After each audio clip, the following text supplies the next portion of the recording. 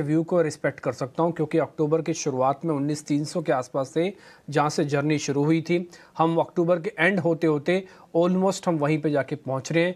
यहां से आके फिर से अगर सपोर्ट गए तो फिर दिक्कत और बढ़ जाएगी।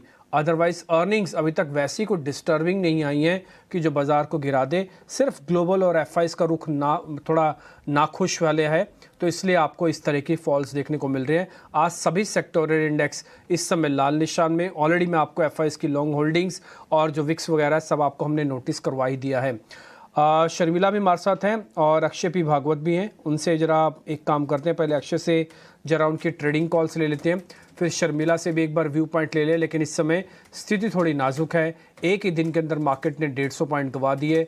आज सुबह ऐसा कुछ खुला नहीं था कि कमज़ोर खुला था, बाजार खुला था ठीक, हरे निशान में भी आया। बैंक निफ्टी बकायदा हरे निशान में खुला because of ICICI bank and Kotak. लेकिन कोटक की जो मैनेजमेंट की खबर थी वो बाजार को पसंद नहीं है, तो कोटक अलग तरीके से कमज़ोर था। लेकिन आईसीआईसीआई ने काफ़ी अच्छे से संभाला वेटेज के हिसाब से भी। लेकिन उसके बाद बाजार अपने धीरे धीरे अपना रिदम, अपनी लाइन खोता गया और अब हम 19,400 के भी नीचे हैं। 50 में से 45, 186 में से 157 शेयर इस समय लाल निशान में है।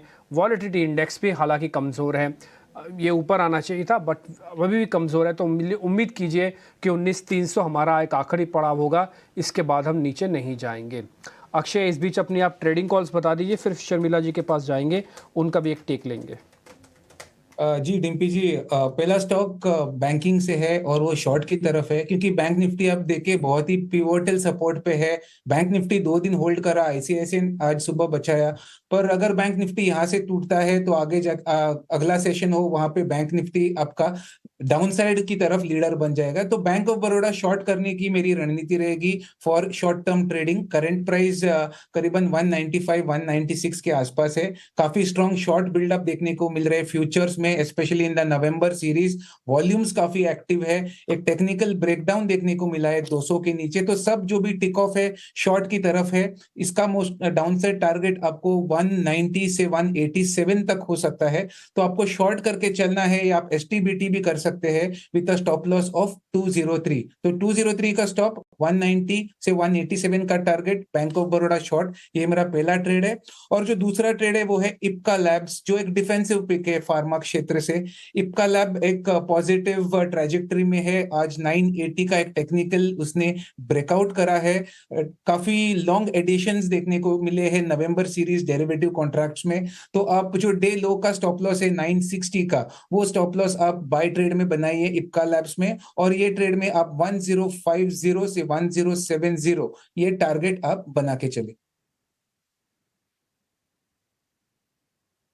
ठीक है, इप्का लैब 1000 के ऊपर आज ये शेयर निकल गया है, लेकिन 1050 तक के टारगेट्स अक्षय की तरफ से और बैंक ऑफ बड़ौदा में शॉर्ट की कॉल।